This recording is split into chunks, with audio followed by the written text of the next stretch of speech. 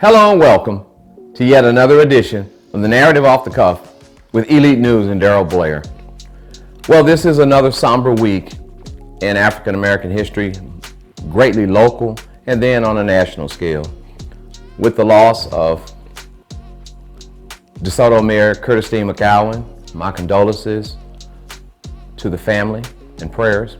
My condolences and prayers to the family of the evangelist Shirley Murray, the founder, co-founder of Full Gospel Holy Temple, the grandmother of Apostle Herman Murray, the wife of the late Apostle LaBrosse Murray. And then on a grander scale, from a national perspective, we've lost the great gospel singer, performer, writer, producer, none other than Bishop Rance Allen has gone on to glory. So in your days of praying and admission to God, pray for these people and admit to God that He is great in spite of all. There's an old quote by Will Rogers that he rendered, and he said, "Live in such a way that you would not be ashamed to sell your parrot to the town gossip." I'm going to say that for you one more time. Live in such a way that you would not be ashamed to sell your parrot to the town gossip. So you live your life that it won't be repeated in a negative way. Well, you've heard the commercials. I mean, they're out there. The radio, the TV is just being bashed with them. We're run amok. The campaign, the election is at hand.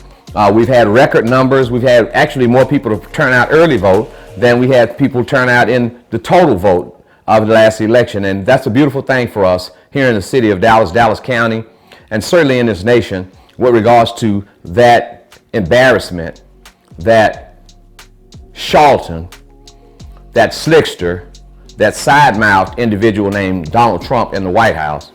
It's bad. So we don't know what to do with another 4 years except to live, but he won't be there. It'll be Biden Harris. That's my encouragement. I want you to recognize something else in those commercials. I hear Senator Royce West. He gets on the radio and he talks about Democrats voting and turning out. Judge Eric Moyer gets on the radio and talks about turning out and walking the ballot all the way down, as well as Commissioner John Wiley Price. And yes, I applaud them for getting on and encouraging people to vote, to use their voice to speak for the greater good. But I want you to notice something that's missing in that narrative. They are not saying vote for senator for the U.S. Senate seat in MJ Hagar. There's been no relationship. When you look at all of the monies that these people have spent on this election and ask them how much have they spent in the African American community, and then those who are running for office, period, how much have they spent in the collective communities that they run to represent? How many black business and minority business owners have gotten the opportunity to get signage and all of those things for these people? How many of them are using African American consultants, management consultants for their campaign? How many? How many of them are having African American treasurers for their campaigns? How many? They ask you for your support and then go outside and get somebody else. I applaud the encouragement for them to come out and say, let's vote, let's vote, let's vote. The sadness and the embarrassment is when we look inside your house, it does not represent what you collectively take in from the community. It's sad. And it's piss poor. Live in such a way that you will not be embarrassed or ashamed to sell your parrot to the town gossip. That's my encouragement. When you go out and vote, vote expeditiously.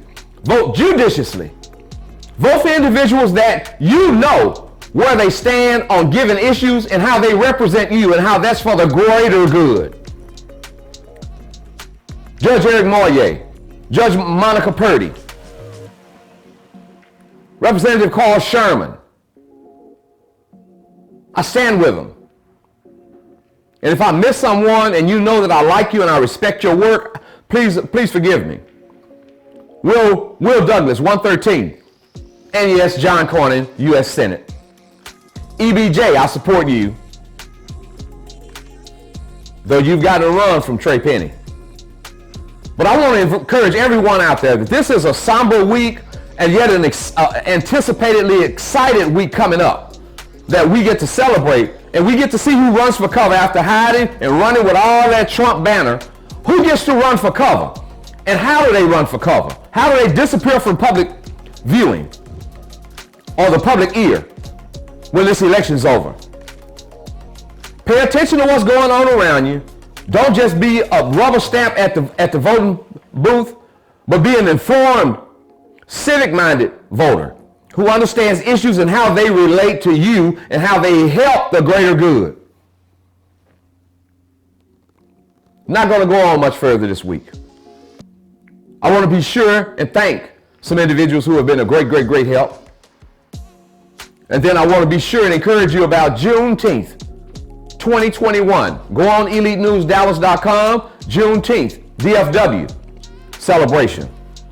It's going down. It's going to be big.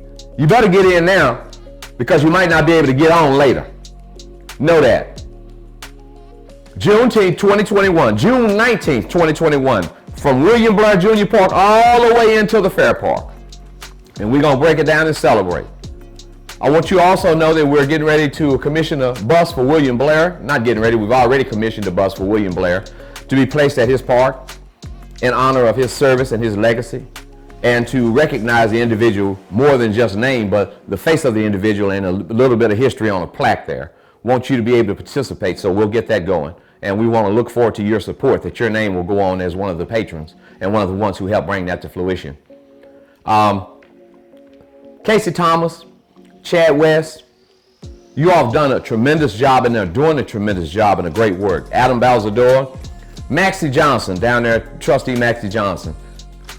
Hinojosa, Mike Hinojosa, Superintendent, knockdown, drag out job. I want to thank you.